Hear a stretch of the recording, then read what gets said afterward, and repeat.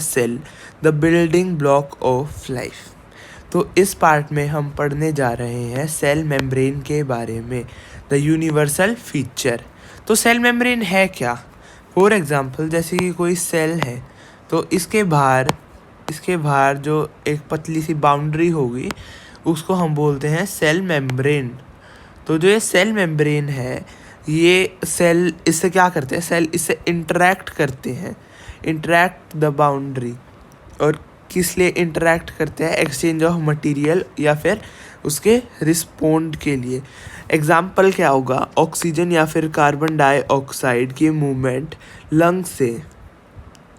The membrane is a thin boundary. Membrane है जो thin boundary है, जो कि हमारी 7 to 10 नैनोमीटर थिक है, that protects contents and defines individually, और जिसको हम प्लाज्मा मेम्ब्रेन भी बोलते हैं। तो जो ये हमारे सेल मेम्ब्रेन या फिर प्लाज्मा मेम्ब्रेन है, ये सेलेक्टिवली परमिएबल है, या मतलब कि ये कुछ ही सब्सटेंसेस को आने देती है अंदर और दूसरों को ब्लॉक कर देती है।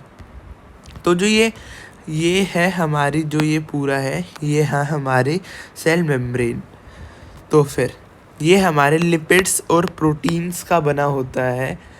और जो ये आपको ये दिख रहे होंगे, ये हेड और टेल।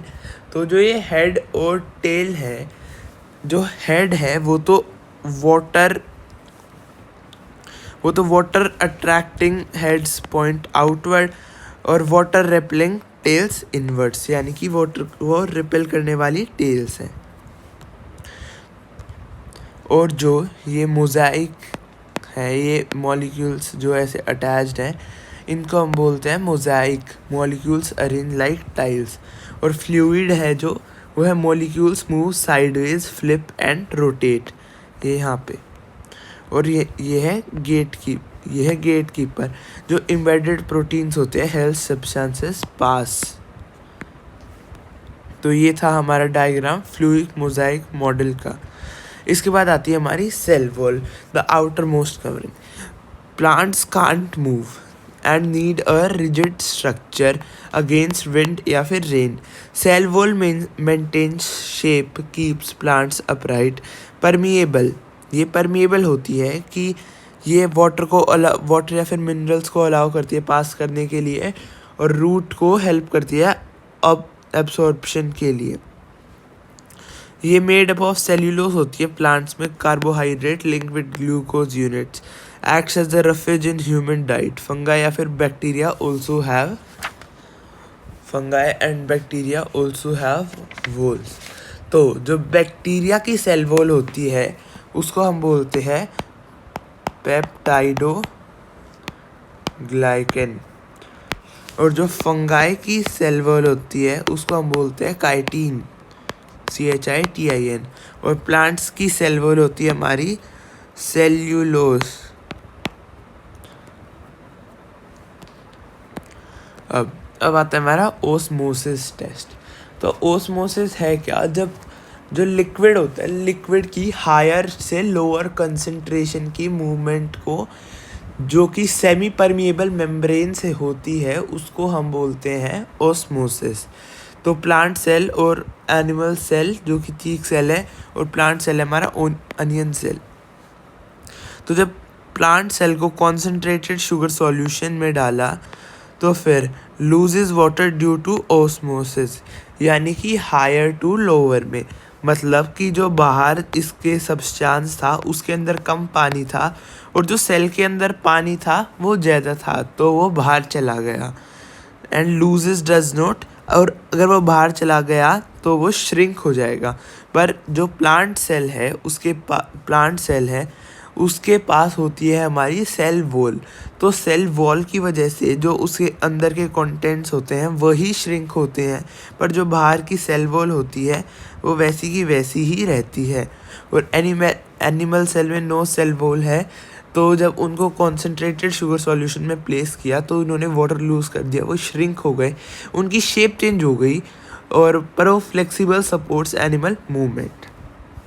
अब यहाँ पे हमारे question, why plant cell versus animal flexibility. Plant के पास वॉल है पर एनिमल के पास फ्लेक्सिबिलिटी है, कैसे?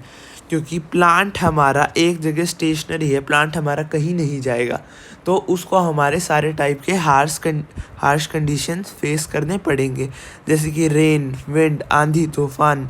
और एनिमल तो डिपेंडेंट है दूसरों पे, और प्लांट ऑटोट्रॉफ है और एनिमल हेटेरोट्रॉफ है।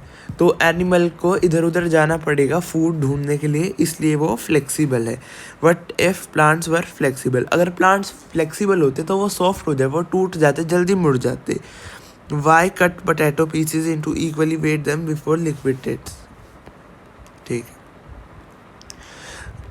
The cell interior a coordinated working system.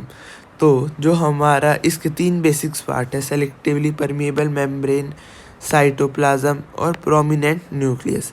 In addition to the nucleus the cytoplasm contains sub cellular, cytoplasm हमारा सब सेल्यूलर कंपोनेंट्स कैरी करता है, जिनका बोलते हैं ऑर्गेनेलीज, और ये विजिबल होती है हमारे इलेक्ट्रॉन माइक्रोस्कोप से।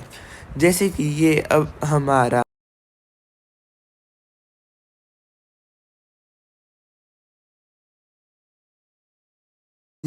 हैं, वो है हमारे cell wall, mitochondria, Golgi body, endoplasmic reticulum, ribosomes, cytoplasm, nucleolus, chloroplast, nucleolus, endoplasmic reticulum, nucleus और न्यूक्लियोलस।